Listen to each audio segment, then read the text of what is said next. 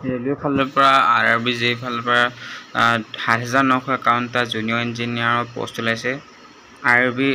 RRB J recruitment 2024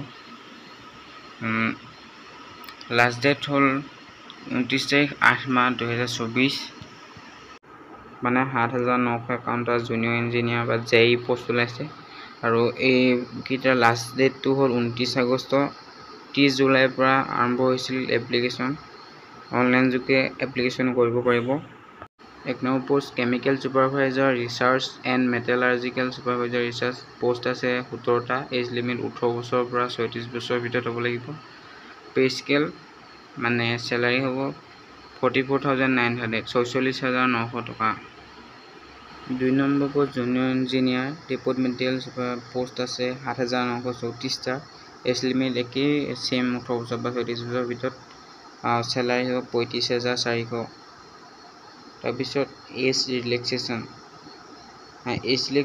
OBC কাৰণে 3 বছৰ, SC ST কাৰণে 5 বছৰ, PWD URN EWS কাৰণে 10 বছৰ, PWD BD OBC NCL 13 বছৰ, PWBD SC ST 15 বছৰ।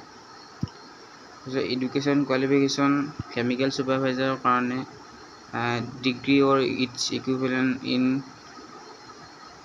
কেমিকেল টেকন'লজি বা ডিগ্ৰী কৰা হ'ব লাগিব। তাৰপিছত জুনিয়ৰ ইঞ্জিনিয়াৰৰ কাৰণে 3 বছৰ ডিপ্ল'মা মেকানিকেল ইলেক্ট্ৰিকেল বা ইলেক্ট্ৰনিক্স ইঞ্জিনিয়াৰিঙত কৰা হ'ব লাগিব। তাৰপিছত চিভিল ইঞ্জিনিয়াৰিঙো আছে।